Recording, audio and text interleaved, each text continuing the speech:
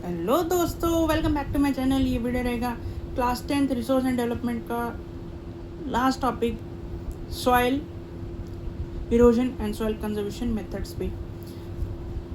दोस्तों, ये class 10th का चैप्टर 1 आज इस वीडियो में कंप्लीट हो जाएगा। और आज मैं पहले बात करना चाहता हूँ what is soil erosion. Soil erosion की बेसिक डेफिनेशन ये है the denudation of the soil cover and subsequently washing down of the और the washing away of the top layer of the soil is known as soil erosion. Soil erosion वो होता है जब आपकी soil की top layer, अब top layer आपको पता होगा, top layer, second layer, third layer, fourth layer, ऐसे करके लेयर्स ऑफ सॉइल होती हैं बहुत सारी अंदर। सबसे ऊपर की जो लेयर होती है टॉप लेयर, वो बहुत ही ज़्यादा फर्टाइल होती है और उसमें आप कल्टीवेशन करते हो, उसमें आप फार्मिंग करते हो। जब आपकी टॉप लेयर ही वॉश्ड अवे हो जाएगी तो इफेक्ट पड़ेगा ना। और सॉइल इरोजन तो वैसे ही बहुत हार्मफुल होता है हमारे लिए, ठीक है ना, इन्वायरमेंट के लिए भी, ह्यूमंस के लिए भी, हम सबके लिए है। ठीक है दोस्तों, अब मैं आपको पहला पॉइंट समझाता हूँ। तो ये है द डेन्यूडेशन, जो मैंने बताया अभी कि सॉइल टॉप लेयर हट जाती है, उस प्रोसेस को हम कहते हैं soil erosion. So the denudation of the soil cover and subsequently washing down of the top layer of the soil is called soil erosion. Simple बात यहाँ पे। दूसरा पॉइंट यहाँ पे कि सॉइल इरोजन और सॉइल फॉर्मेशन का प्रोसेस जो है, आपको अगर आपने वाटर साइकिल पढ़ा है कभी, तो वाटर साइकिल भी यही कहते हैं कि वाटर की फॉर्मेशन और वाटर की रिजेनरेशन का प्रोसेस साथ साथ चलता है। ठीक है, ये साइकिल है। ऐसी ये भी साइकिल है कि आप सॉइल फॉर्मेशन भी करोगे, ठीक है, और दूसरा सॉइल इरोजन, दोनों प्रोसेस साथ चलते हैं। There is a balance between the to.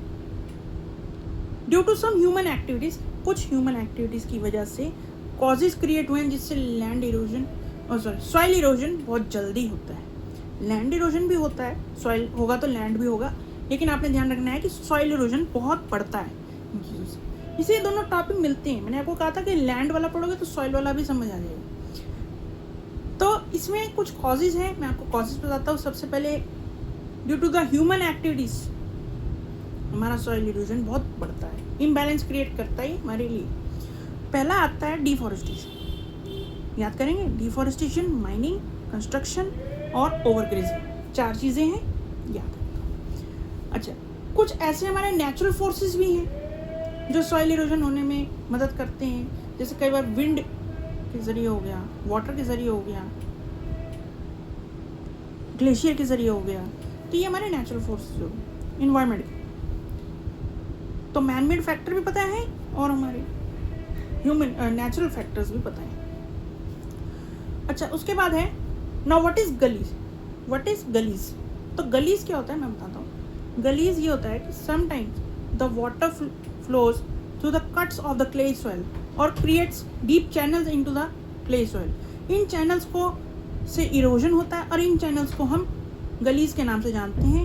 It creates the गली इरोजन, ठीक है।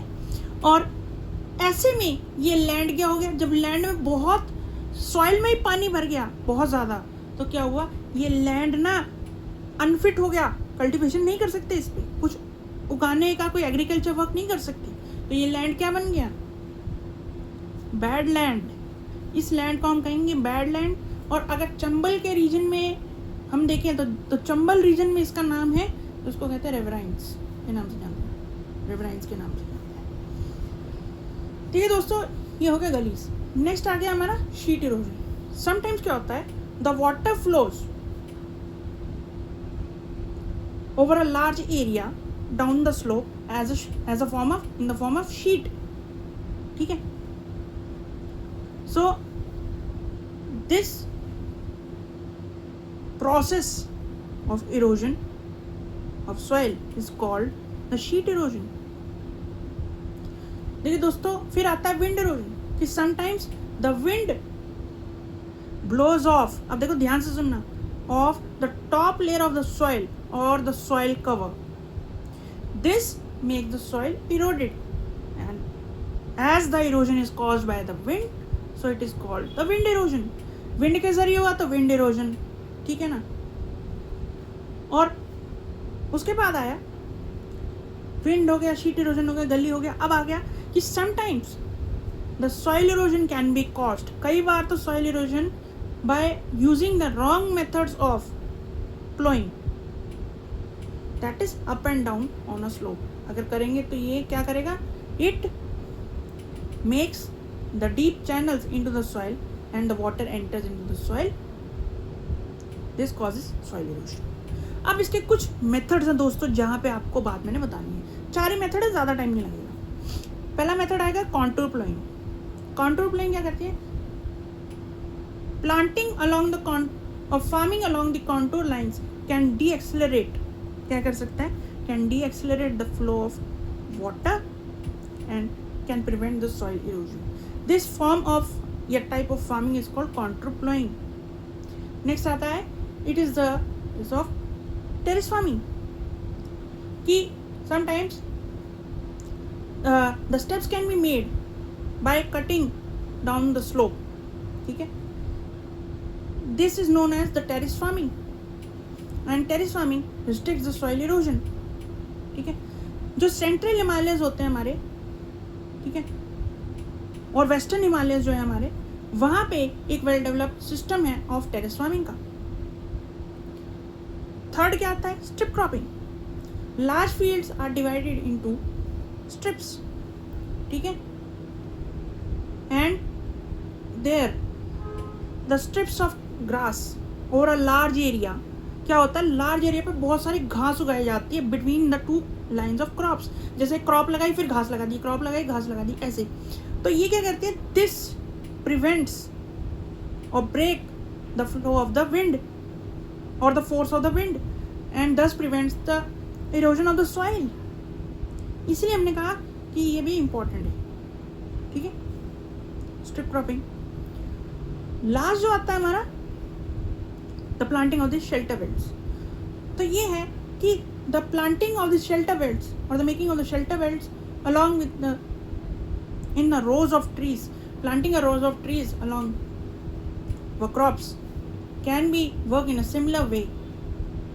ठीक है, it prevents the soil erosion. ये erosion prevent करता है and it helps in prevention of the destabilization of the sand dunes होने से बचाता है. देखो, sand dunes की destabilization होने से बचाता है, मतलब उसे stabilize करता है. It stabilizes the sand dunes and helps in the stabilization of deserts in western India, इसमें भी हेल्प करता है. तो ये भी बहुत इंपॉर्टेंट है. तो 4 मेथड हो गए. 4 मेथड को अच्छे से याद करना है. क्या है, मेरे साथ बोलेंगे सारे, अपने आप मन में रखेंगे. Contour ploughing, terrace farming, strip cropping, और चौथा कौन सा है, चौथा है शेल्टर बेल्ट्स. इसको सीधा याद कर लो.